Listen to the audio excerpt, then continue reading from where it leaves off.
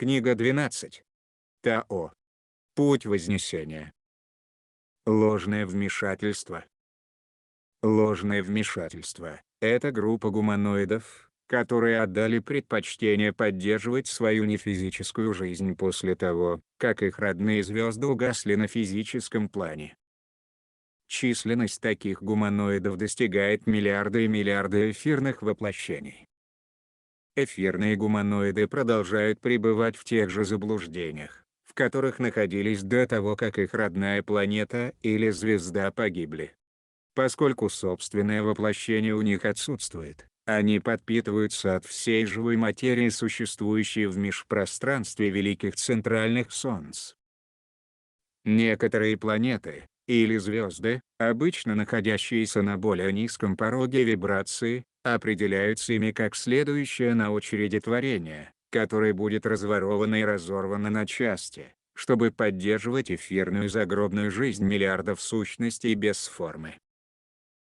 Эфирный проводник никогда не предназначался для существования отдельно от биологической формы. Только биологическая форма обеспечивает жизненную энергию и поддерживает существование эфирного тела.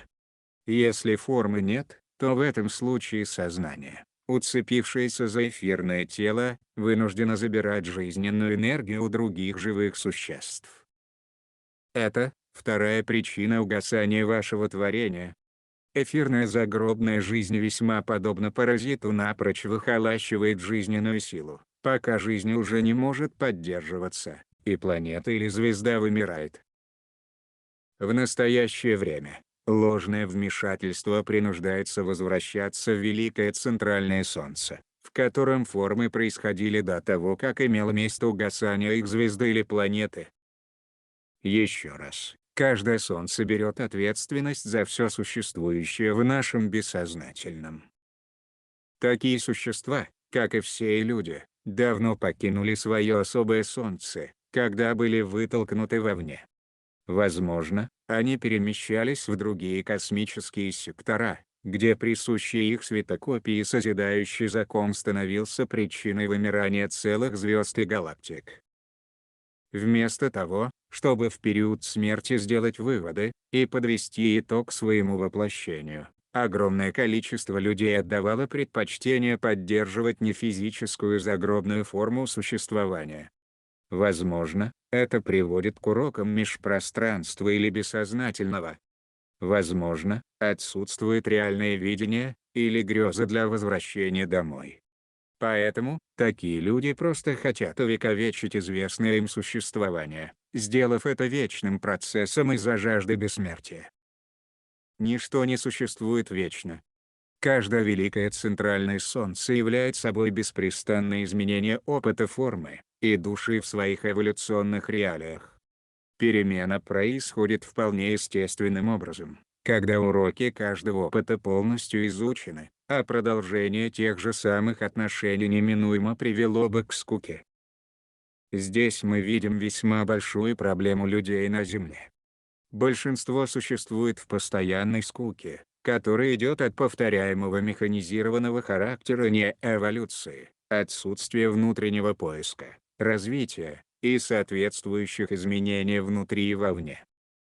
В состоянии неэволюции ничего никогда не изменяется, однако, изо дня в день, из года в год идет бесконечное повторение подобных однообразных отношений и образа жизни. Вы можете себе представить, в какой мрачнейшей скуке существует ложное вмешательство после миллиардов и миллиардов лет нефизической загробной жизни без изменений.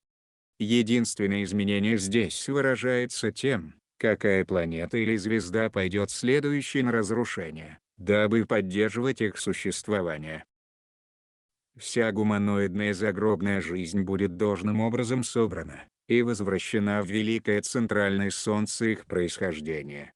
Каждое солнце исследует сознание данных форм, чтобы сполна осознать заключенные в них уроки о жизни в бессознательном, или в межпространстве солнц. Берется ответственность за всех, кто совершал свою подпитку разрушением и умерщвлением реальной жизни в межпространстве, чтобы в определенный момент полностью свести на нет таковое, предоставляя реальную возможность всем планетам и звездам однажды возвратиться домой, великое центральное Солнце своего происхождения. Кроме того, каждое Солнце приняло решение, что текущий цикл будет последним циклом расширения в данном космическом квадранте. Любая планета или звезда, которая не сможет найти свой путь домой в наступившем периоде вдоха, будет оставлена вымирать, ибо в данном космическом секторе более не произойдет какого-либо проявления Солнц, которые обеспечивали бы жизненной энергией, необходимую для поддержания жизни оставшихся планет и звезд в будущем. Поэтому, это последний цикл такого характера в данной зоне влияния, и каждый должен выбирать, идти домой или быть оставленным.